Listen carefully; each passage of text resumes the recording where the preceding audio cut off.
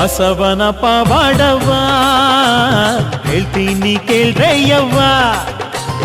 ಕೆಮ್ಮಾಳೆ ಬಸವಣ್ಣನ ಪಾದಕ್ಕೆ ಬೀಳ್ರಯ್ಯವ್ವ.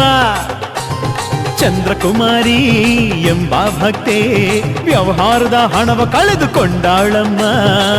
ದಿಕ್ಕು ಕಾಣದಲೇ ಬಸವನ ಬೇಡಿದಳು, ಮೋಸ ಮಾಡ್ದೋರ ಹೆಸರ ಹೇಳಿದಳು. ಕಾಂಡೆ ಕಟ್ಟಿ ಕರವ ಮುಗಿದಳು. ಬಸವನ ಪವಾಡವ ಹೇಳ್ತೀನಿ ಕೇಳ್ರಯ್ಯವ್ವ. ಅವ್ವ ಕೆಮ್ಮಾಳೆ ಬಸವಣ್ಣನ ಪಾದಕ್ಕೆ ಬೀಳ್ರಯ್ಯವ್ವ.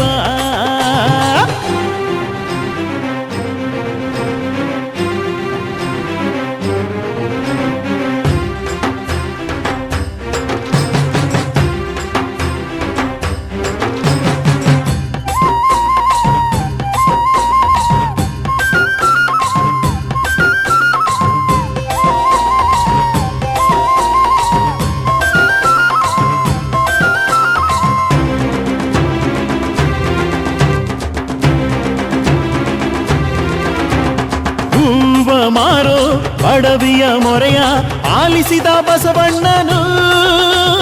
ಕರುಣೆಯ ಕೋರಿ ಬಲಗಾಲ ವರವ ಭಕ್ತಳಿಗೆ ಒಡನೆ ಕೊಟ್ಟನು. ಆಶೆ ಪಡೆದವಳು ಬಸವನ ನಂಬಿದಳು, ಬಸವನ ಸನ್ನಿಧಿಗೆ ಪೂಜೆ ಸಲ್ಲಿಸಿದಳು.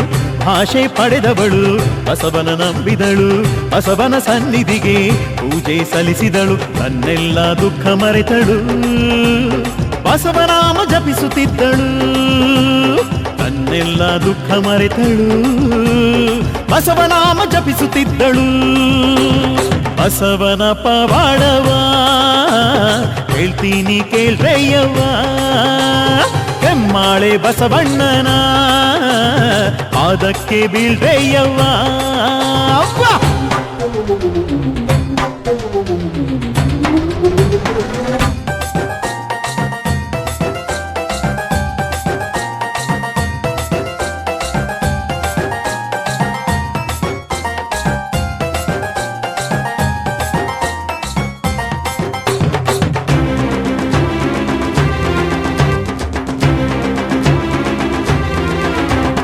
ಕೆಲವು ದಿನವೂ ಕಳೆಯಲೊಮ್ಮೆ ಅಚ್ಚರಿಯ ವಿಷಯ ನಡೆಯಿತು.